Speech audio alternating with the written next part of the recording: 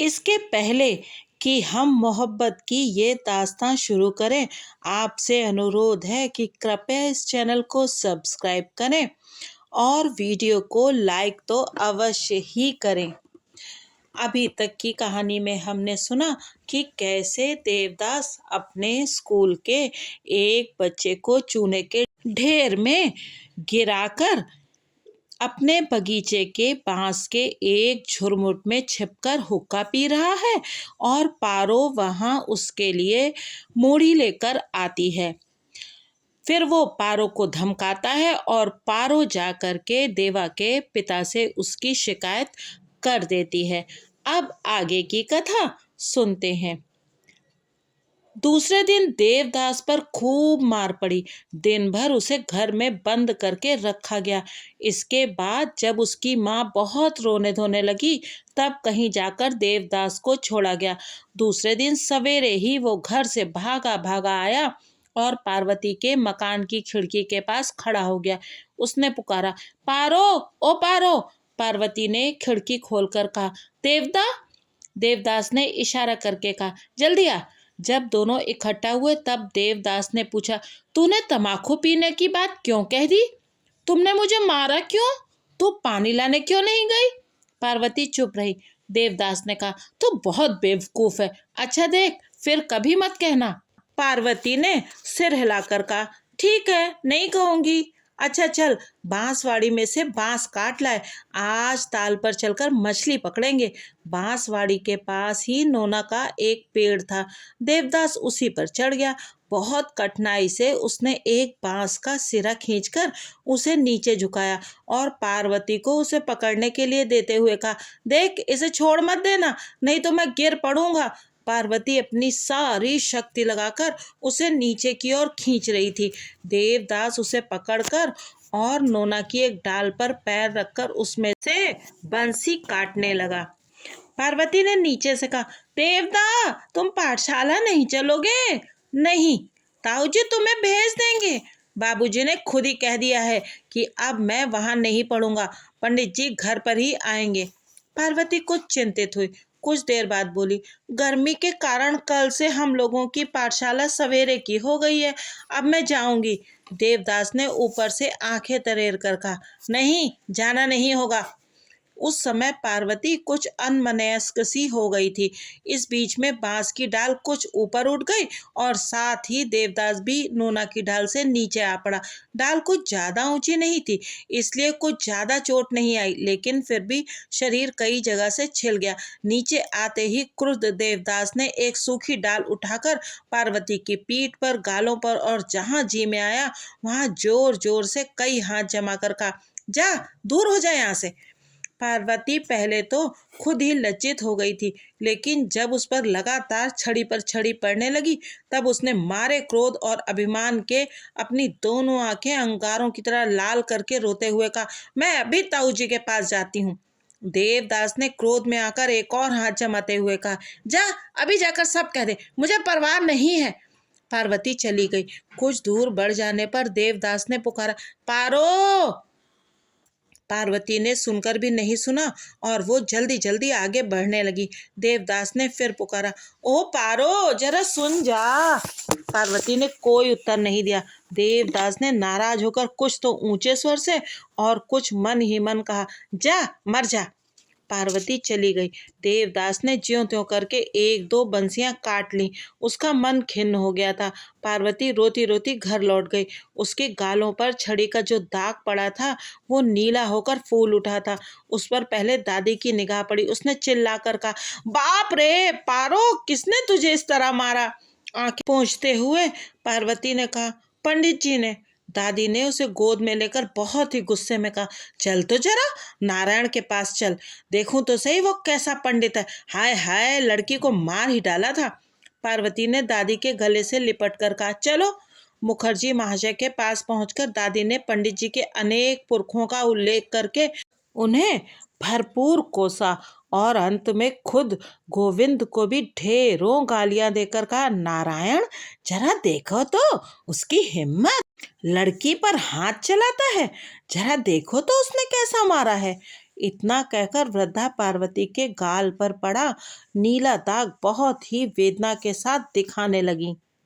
नारायण बाबू ने पार्वती से पूछा, पारो, किसने मारा है? पार्वती चुप रही। उस समय दादी ही फिर चिल्लाकर बोली, और कौन मारेगा? उसी गंवार पंडित ने मारा है। क्यों मारा है? पार्वती ने फिर भी कोई उत्तर नहीं दिया। मुखर्जी ने समझा कि इसने जरूर कोई अपराध किया है, इसीलिए मार खाई है, लेकिन इस तरह मारना उचित नहीं है। यही बात उन्होंने प्रकट रूप में भी कही। तब पार्वती ने अपनी पीठ भी खोलकर दिखाई और कहा, यहाँ भी मारा है। पीठ के दाग और भी स्पष्ट और बड़े थे, इसलिए दोनों ही बहुत क्रुद्ध हो गए। मुखर्जी महाशय ने ये राय भी जाहिर की कि पंडित जी को यहाँ बुलाकर उनसे कैफियत तलब की जानी चाहिए। यह भी निश्चित हुआ कि ऐसे पंडित के पास लड़कियों को भेजना ठीक नहीं है। यह राय सुनकर पार्वती बहुत प्रसन्न हुई और अपनी दादी की गोद में चढ़कर घर लौट आई। घर पहुंचकर पार्वती अपनी माँ की जिरह के फेर में पड़ी। वे उसे ले बैठी। क्यों मारा है? पार्वती ने कहा, यूं ही झूठ मूठ मारा है। माता ने अच्छी तरह लड़की के कान मलकर कहा, यूं ही झूठ मूठ भी कभी कोई मारता है? उसी समय उनकी सास दालान में से होकर जा रही थी। उन्होंने कमरे की चौखट के पास आकर कहा, क्यों बहू, माँ होकर तुम तो इसे झूठ मूठ मार सकती हो और वो मुझला नहीं मार सकता? बहू ने कहा, उसने झूठ मूठ और अकारण कभी नहीं मारा है।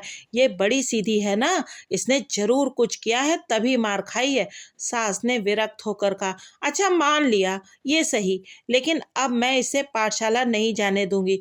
यह कुछ लिखना पढ़ना नहीं सीखेगी। लिखना पढ़ना सीखकर क्या होगा? एक आध चिट्ठी पत्री लिखना आ जाए, दो चार पंक्तियां रामायण महाभारत पढ़ने लग जाए, बस यही बहुत है।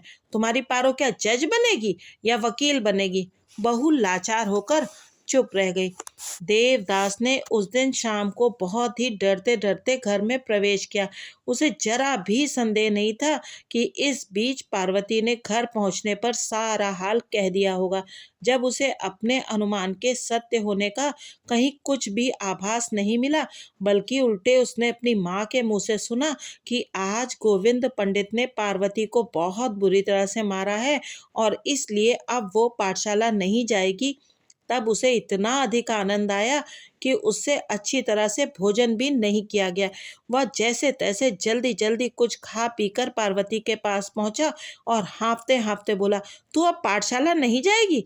नहीं, ये कैसे हुआ? मैंने कह दिया कि पंडित जी ने मारा है। देवदास खूब हंसा और उसकी पीठ थपथपा अपनी ये राय जाहिर की कि उसके समान बुद्धिमती इस पृथ्वी पर और कोई नहीं है। इसके बाद धीरे धीरे उसने पार्वती के गाल पर पड़े नीले दाग को बहुत ध्यानपूर्वक देखकर ठंडी सांस लेते हुए कहा, हाय हाय। पार्वती ने कुछ हंसकर और देवदास के मुंह की ओर देखकर पूछा, क्या हुआ? क्यों पारो, तुझे बहुत चोट लगी है ना? पार्वती ने सिर हिलाकर कहा, आहा, तू क्यों ऐसी हरकतें करती है? इसी से तो मुझे गुस्सा आ जाता है, तभी तो मार बैठता हूँ। पार्वती की आंखों में जल भर आया। उसने सोचा पूछूं कि क्या करूं, लेकिन वो पूछ नहीं सकी। देवदास ने उसके सिर पर हाथ रखकर कहा, देखो, अब ऐसा ना करना, अच्छा? पार्वती ने सिर हिलाकर कहा, नहीं करूंगी। देवदास ने फिर एक बार उसकी पीठ थपथपाकर कहा, अच्छा, अब मैं तुझे कभी न मारूंगा। दिन पर दिन बीतते चले जाते थे। इन दोनों बालक बालिका के आमोद की सीमा नहीं थी। दिन भर धूप में घूमते फिरते, संध्या को फिर डांट फटकार और पिटाई का प्रसाद पाते, रात को निश्चिंत होकर सुख की नींद सो जाते।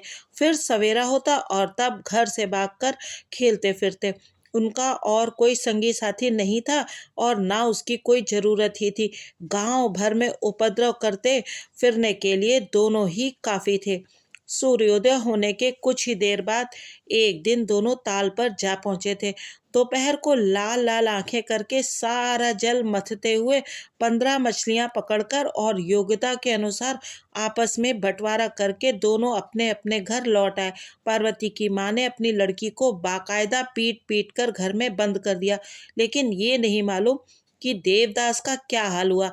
इस तरह की बातें वो कभी किसी पर जाहिर नहीं होने देता था। लेकिन हाँ, जब पार्वती कमरे के अंदर बैठी हुई खूब रो रही थी, तब देवदास ने दोपहर को 2-2:30 बजे के करीब एक बार उसकी खिड़की के नीचे आकर बहुत ही कोमल स्वर से पुकारा, पारो, ओ पारो। जान पड़ता है। पार्वती ने उसकी आवाज़ सुन ली थी, लेकिन रूठ कर उत्तर नहीं दिया था। इसके बाद उसने वो बाकी सारा दिन चंपा के एक पेड़ पर बैठकर ही बिता दिया और संध्या के बाद बहुत प्रयत्न करके ही धर्मदास उसे उस पेड़ से नीचे उतार कर ले जा सका। ये बात केवल उसी दिन हुई। दूसरे दिन पार्वती सवेरे से ही उत्सुकता से देवदा की प्रतीक्षा करती रही, लेकिन देवदास नहीं आया। वह अपने पिता के साथ पास के गांव में निमंत्रण में चला गया था। जब देवदास नहीं आया, तब पार्वती उदास मन से अकेली ही घर से बाहर निकल पड़ी। कल तालाब में घुसते समय देवदास ने पार्वती को 3 रुपए रखने के लिए दिए थे। इस डर से कि कहीं खो न जाए, उसके आंचल में वही 3 रुपए बंधे हुए थे। उसने आंचल घुमाते हुए और खुद भी घूमते हुए बहुत सा समय अकेले ही बिता दिया। उसे संगी साथी कोई मिला नहीं, क्योंकि उन दिनों सवेरे के समय ही पाठशाला खुलती थी। अब पार्वती दूसरे मोहल्ले की ओर चली। वहीं मनोरमा का मकान था। मनोरमा भी पाठशाला में पढ़ती थी। वह उम्र में कुछ बड़ी थी, लेकिन पार्वती की सहेली थी। इधर कई दिनों से उससे भेंट नहीं हुई थी। आज समय पाकर पार्वती उसके मोहल्ले में गई और उसने पुकारा, मनो, घर में हो? मनोरमा की मौसी बाहर निकल आई। पारो, हाँ मौसी, मनोरमा कहाँ है? वह तो पाठशाला गई है, तुम नहीं गई? मैं पाठशाला नहीं जाती, देवदा भी नहीं जाते। मनोरमा की मौसी ने हंसते हुए कहा, तब तो बहुत अच्छी बात है। तुम भी नहीं जाती और देवता भी नहीं जाते? नहीं, हम लोगों में से कोई नहीं जाता। अच्छी बात है। लेकिन मनोरमा पाठशाला गई है। मौसी ने उससे बैठने के लिए कहा, लेकिन वो लौट आई। रास्ते में उसने देखा कि रसिक पाल की दुकान के पास 3 वैष्णवी स्त्रियां माथे पर तिलक लगाए और हाथ में खंजड़ी लिए भिक्षा मांगने चली जा रही हैं। पार्वती ने उन्हें पुकार कर कहा, वैष्णवी, तुम गाना जानती हो? उनमें से एक ने पलटकर देखते हुए कहा, जानती क्यों नहीं बेटी, तब गाओ ना। इस पर वे तीनों घूमकर खड़ी हो गईं। उनमें से एक ने कहा, बेटी, गाना क्या यूं ही होता है? भिक्षा देनी होती है। तुम्हारे घर पर चलकर गाएंगी। नहीं, यही गाओ। पैसे देने होंगे बेटी। पार्वती के आंचल में रुपए बंधे देखकर वे दुकान से कुछ दूर जाकर बैठ गईं। इसके बाद खंजड़ी बजाकर और सुर मिलाकर तीनों गाने लगी। पार्वती की समझ में कुछ भी नहीं आया कि क्या गाना था और उसका अर्थ क्या था। अगर वह जानती तो भी शायद ना जान सकती थी, क्योंकि उसका मन उसी समय देवदा के पास खिंच गया था। गाना समाप्त करके उन्होंने कहा, लाओ बेटी, दो, क्या भिक्षा देती हो? पार्वती ने आंचल की गांठ खोलकर 3 रुपए उनके हाथ पर रख दिए। तीनों वैष्णवियां अवाक होकर कुछ देर तक उसके मुंह की ओर देखती रहीं। उनमें से एक ने पूछा, बेटी, ये किसके रुपए हैं? देवदा के। वे तुम्हें मारेंगे नहीं? पार्वती ने कुछ सोचकर कहा, नहीं। उनमें से एक ने कहा, जीती रहो बेटी। पार्वती ने हंसकर कहा, तुम तीनों को ठीक ठाक हिस्सा मिल गया ना? तीनों ने सिर हिलाकर कहा, हाँ मिल गया, राधा रानी तुम्हारा भला करें। ये कहकर उन तीनों ने हृदय से उसे आशीर्वाद दिया कि इस दानशील छोटी लड़की को कोई सजा ना मिले। पार्वती उस दिन जल्दी ही घर लौट आई। दूसरे दिन सवेरे ही देवदास के साथ उसकी भेंट हुई। उसके हाथ में एक लटाई तो थी, लेकिन पतंग नहीं थी। पतंग उसे खरीदनी थी। पार्वती को अपने पास देखकर देवदास ने कहा, पारो, लाओ, वे रुपए दो। पार्वती का मुंह सूख गया। रुपए तो नहीं है। क्या हुए? वैष्णवियों को दे दिए। उन्होंने गाना गाया था, सब रुपए दे दिए। हाँ, सब। 3 ही तो रुपए थे। धत पगली, क्या सब रुपए दे देने होते हैं? वाह, 3 वैष्णवियां जो थीं, अगर 3 रुपए ना देती तो उन तीनों का क्या हिस्सा लगता, किस तरह लगता? देवदास ने गंभीर होकर कहा, अगर मैं होता तो 2 ही रुपए देता। ये कहकर देवदास ने लटाई की डंडी की नोक से जमीन पर कुछ अंकों के चिन्ह बनाते हुए कहा, उस हालत में उन तीनों में से हर एक को 10 आना, 13 गंडा और 1 कौड़ी हिस्सा मिलता। पार्वती ने कहा, वे लोग तुम्हारी तरह हिसाब लगाना जानती हैं? देवदास ने तैराशिक तक का हिसाब सीखा था। पार्वती की बात से प्रसन्न होकर कहा, हाँ ठीक है, वे नहीं जानती होंगी। पार्वती ने देवदास का हाथ पकड़कर कहा, देवदा, मैंने समझा था कि तुम मुझे मारोगे। देवदास ने चकित होकर पूछा, मारता क्यों? वैष्णवियों ने कहा था कि तुम मुझे मारोगे। ये सुनकर देवदास ने बहुत प्रसन्न होकर पार्वती के कंधे पर बाँह रखते हुए कहा, तत्, बिना कोई कसूर किए मैं मारता हूँ? जान पड़ता है कि देवदास ने समझा था कि पार्वती का यह काम उसके कानून के अंदर नहीं आता, क्योंकि 3 रुपए उन तीनों वैष्णवियों में से ठीक तरह बट गए थे। खास तौर पर जिन वैष्णवियों ने पाठशाला में यहाँ तक का हिसाब नहीं सीखा था, उन्हें अगर 3 रुपए के बदले सिर्फ 2 ही रुपए दिए जाते तो वो उनके प्रति मानो एक तरह का अत्याचार होता। उसके बाद वो पार्वती का हाथ पकड़कर पतंग खरीदने के लिए एक छोटे बाजार की तरफ चल पड़ा। चलते समय लटाई उसने वहीं एक झाड़ी में छिपा दी। इस तरह करते करते 1 बरस तो बीत गया, लेकिन अब और बीता नजर नहीं आ रहा था। देवदास की माँ बहुत आफत मचाने लगी। उन्होंने पति को बुलाकर कहा, देवदास बिल्कुल मूर्ख हरवाहा हो गया है, चाहे जो हो इसका कुछ न कुछ उपाय करो। नारायण मुखर्जी ने सोचकर कहा, वह कलकत्ता चला जाए तो ठीक होगा, वहाँ नगेंद्र के साथ रहकर अच्छी तरह लिख पढ़ सकेगा। नगेंद्र बाबू रिश्ते में देवदास के मामा लगते थे। ये बात सभी लोगों ने सुनी। पार्वती सुनकर बहुत ही भयभीत हुई। देवदास को अकेला पाकर उसका हाथ पकड़कर हिलाते हुए बोली, देवदा, मैंने सुना है कि तुम कलकत्ता जाओगे। किसने कहा? ताऊ जी ने कहा। धत, मैं हरगिज नहीं जाऊंगा। और अगर वे लोग जबरदस्ती भेज दें तो? जबरदस्ती? इस समय देवदास ने ऐसा मुंह बनाया जिससे पार्वती ने अच्छी तरह समझ लिया कि इस पृथ्वी पर ऐसा कोई नहीं है जो उससे कोई काम जोर जबरदस्ती से करा सके। वो भी यही चाहती थी, इसीलिए बहुत खुश हुई। एक बार उसका हाथ पकड़कर और उस पर इधर उधर झूलकर वो देवदास के मुंह की ओर देखकर हंसती हुई बोली, देखो देवदास, जाना नहीं, कभी नहीं। लेकिन देवदास की यह प्रतिज्ञा कायम न रह सकी। उसके पिता ने उस पर बहुत बकझक की, यहाँ तक कि डांट फटकार और पिटाई करके धर्मदास के साथ उसे कलकत्ता भेज दिया। जाने के दिन देवदास को मन में बहुत तकलीफ हुई। नए स्थान में जाने के विचार से उसे कुछ भी कुतूहल या आनंद नहीं हुआ। पार्वती उस दिन देवदास को किसी भी तरह छोड़ना ही नहीं चाहती थी। वह बहुत रोई धोई, लेकिन उसकी बात कौन सुनता। पहले तो उसने रूठकर कुछ देर देवदास के साथ बात ही नहीं की, लेकिन अंत में देवदास ने उससे कहा, पारो, मैं जल्दी ही लौट आऊँगा, अगर ना भेजेंगे तो भाग आऊँगा। इस पर पार्वती का मन कुछ ठिकाने लगा और उसने अपने छोटे से दिल की बहुत सी बातें कह सुनाई। इसके बाद देवदास ने अपनी माता के आशीर्वाद और उनके नेत्रों के जल का अंतिम बिंदु अपने मस्तक पर तिलक के रूप में धारण किया। फिर वह अपना सामान लेकर घोड़ा गाड़ी पर सवार हुआ और वहां से चला गया। उस समय पार्वती को ना जाने कितना संताप हो रहा था। उसकी आंखों से आंसुओं की झड़ी लगी हुई थी। दुख से उसकी छाती फटी जा रही थी। पहले पहल उसके कई दिन इसी तरह बीते। इसके बाद एक दिन अचानक उसने सुबह सवेरे उठकर देखा कि आज दिन भर करने के लिए मेरे पास कोई काम ही नहीं है। जब से उसने पाठशाला छोड़ी थी, तब से अब तक सवेरे से संध्या तक का सारा समय सिर्फ उत्पात और खेल कूद में ही बीत जाता था।